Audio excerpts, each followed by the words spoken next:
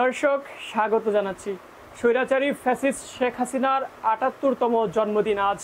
তার এই জন্মদিনকে কেন্দ্র করে বিগত বছরগুলোতে বাংলাদেশে কিন্তু হাজার হাজার কোটি টাকা খরচ করা হতো।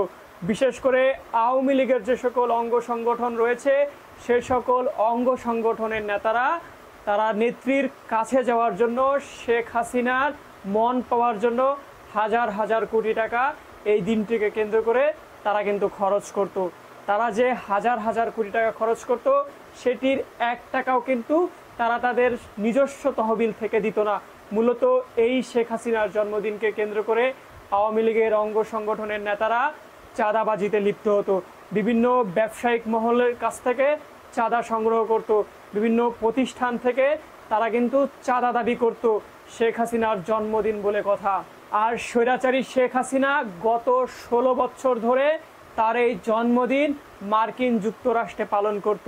জন্মদিনের সময় হলেই তিনি কিন্তু জাতিসংঘের সাধারণ অধিবেশনে ভাষণ দিতে যেতেন এবং সেখান থেকেই মূলত সেখানকার আওয়ামী লীগের নেতাকর্মীদের নিয়ে জন্মদিন পালন করতেন।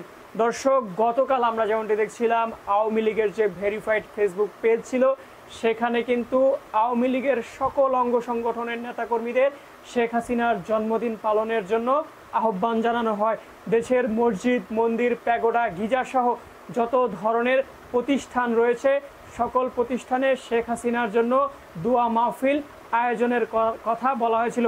তবে এখন পর্যন্ত বাংলাদেশের কোথাও কিন্তু শেখ হাসিনার জন্মদিন জমকালোভাবে পালন করতে দেখিনি। বরং আমরা কি দেখেছি, টিএসসিতে শেখ হাসিনার জন্মদিন উপলক্ষে টিএসসিতে গণজুতা নিক্ষেপ কর্মসূচি পালন করা হয়েছে। শেখ হাসিনার স্বৈরাচারী ছবিকে কেন্দ্র করে সেখানে কিন্তু জুতা নিক্ষেপ করেছে সাধারণ শিক্ষার্থীরা। জুতা নিক্ষেপ শেষে তাদেরকে কিন্তু মোজো দেওয়া হয়েছে। এছাড়াও দর্শক, গতকাল থেকে ফেসবুকে কিন্তু শেখ হাসিনাকে নিয়ে বিভিন্ন ব্যঙ্গাত্মকমূলক পোস্ট করা হচ্ছিল। গত ১৬ বছর ধরে শেখ হাসিনার নামে একটি কথা বললেও তাকে কিন্তু ডিজিটাল নিরাপত্তা আইনের বলয়ে গ্রেফতার করা হতো। শেখ হাসিনার নামে কোনো বিরূপ মন্তব্য করা হলে তাকে কিন্তু গ্রেফতার করা হতো, আয়নাঘর পর্যন্ত নিয়ে রাখা হতো। দর্শক, ৫ বারের প্রধানমন্ত্রী ছিলেন শেখ হাসিনা। এর মধ্যে টানা ৪ বারের শাসন আমলে তিনি স্বৈরাচার শাসকে পরিণত হয়। এদেশের মানুষের উপর অন্যায়, অবিচার, জুলুম, নির্যাতন সহ বিচার বহির্ভূত শত শত ঘটনা ঘটিয়েছেন শেখ হাসিনা, যার কারণে আজকে কিন্তু কোথাও শেখ হাসিনা ন্যূনতম সম্মান পাচ্ছেন না।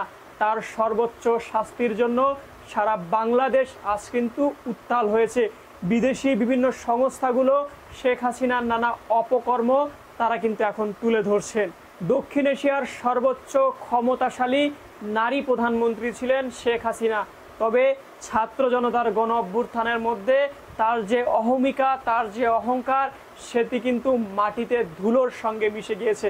এই মুহূর্তে বাংলাদেশ ছেড়ে ভারতে পালিয়ে যেয়ে অবস্থান করছেন। শেখ হাসিনার জন্য সবথেকে লজ্জাজনক দিনটি হচ্ছে আজকে।